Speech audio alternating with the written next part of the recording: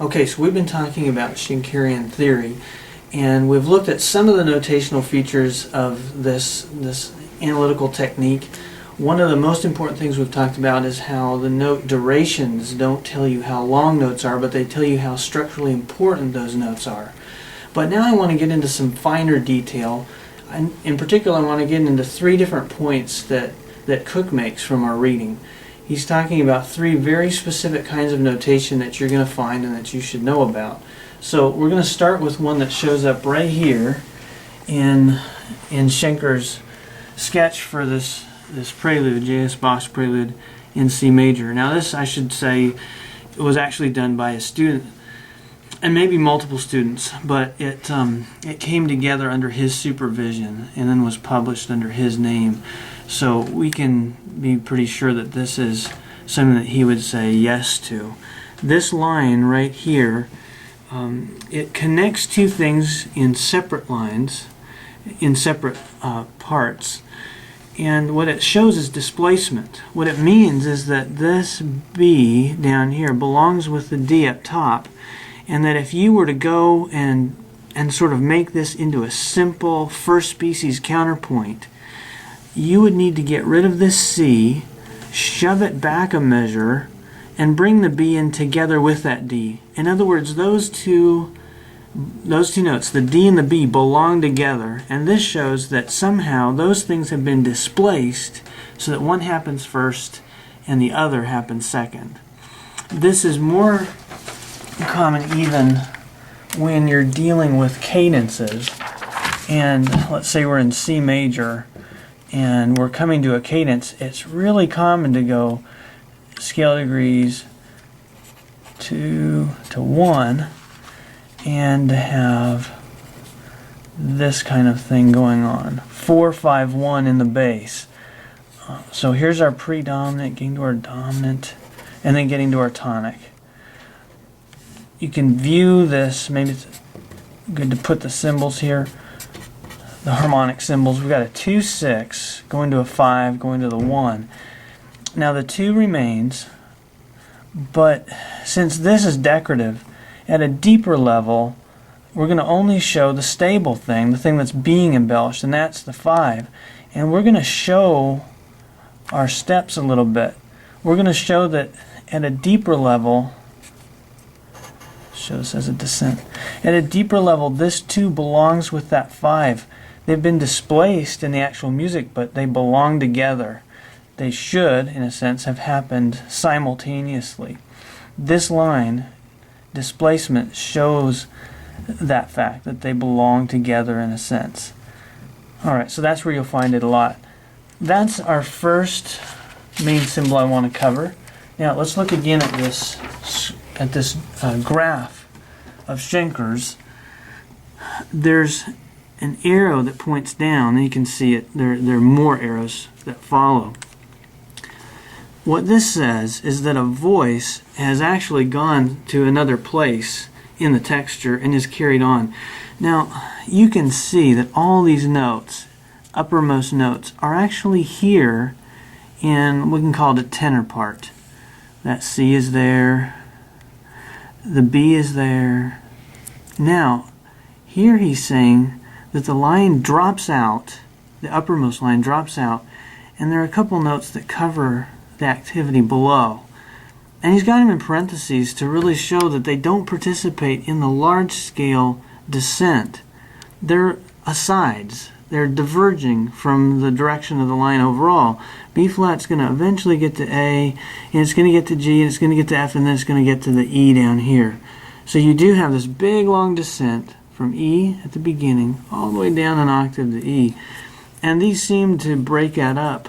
But in a sense, the line continues because the tenor goes B, B flat A, A flat G, and chromaticizes the descent. So he's showing, hey, this line continues, but it's carried on in another part.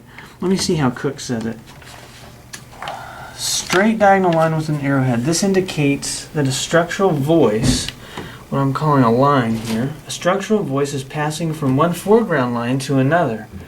Now, that means, though, that at the background, if he were to have given us a middle ground level here, stepping toward the background, we would find a line that goes chromatically down, and he would put it all up there, restoring it to this simple descent.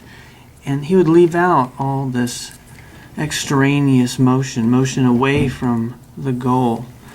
He would simply show the direct shot, the direct line down, that here is broken up between parts. Again, it is all there as a continuous whole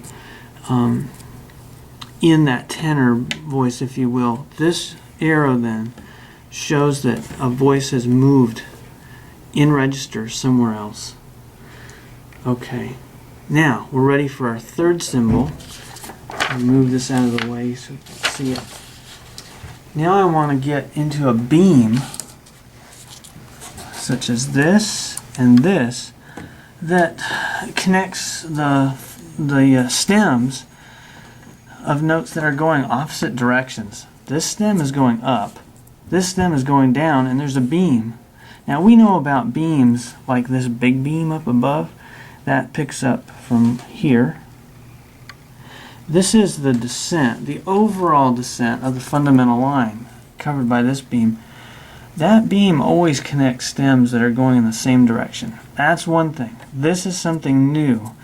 This is called an unfolding, and what it indicates is that these two notes that are connected by the beam and the stems belong together as a simultaneous sound if we were to sort of take everything that's been unpacked and put it back in the box. This is one harmony, basically, a one chord, and he's saying that that C belongs above that E. Here's another one. D belongs as an inner voice to this F, and all this extra motion over the pedal, G and the bass, is just elaboration of that basic essential chord. So it's kind of like unfolding is like unpacking a chord, and this is showing what note actually is the upper voice out of the two. I think you can see in Schenker's practice that he tends to show that an upper voice, I'll start on this end. He shows that something that looks like it's an upper voice, see the stem upward, is actually an inner voice to something else. That's how I get some sort of meaning out of this. So it looks like a stem upward, but in the end it's tucked in as an inner voice to another note that is actually the upper note of that harmony, a prolonged harmony. Similarly here, E, it seems to be the main thing, the highest note, and at the moment it is.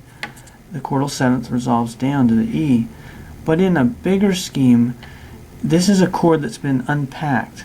That's an inner voice to the C, and that one is the more stable note, and it's the real upper voice he's singing. It is the end of our descent, and it's in the proper register. Alright, so we've looked at three things. We've looked at the first symbol, which is a displacement. It's just a line connecting two things that should, in some sense, have happened together, but have been displaced in time from one another. The other is an arrow, and it shows that some line has been picked up somewhere else, that its activity has moved to another register.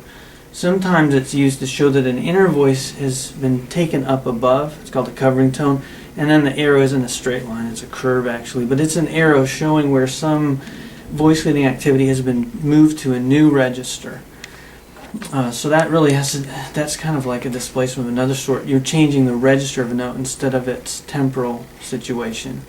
And then thirdly, we've seen these unfoldings where you've got this beam that goes with a funny situation with the two stems going in opposite directions, and that shows that events that should have happened together as part of one chord are now spread out in time, with one being an inner voice note for the other upper voice note. Alright, so I hope that helps clarify some of what we read in the Cook.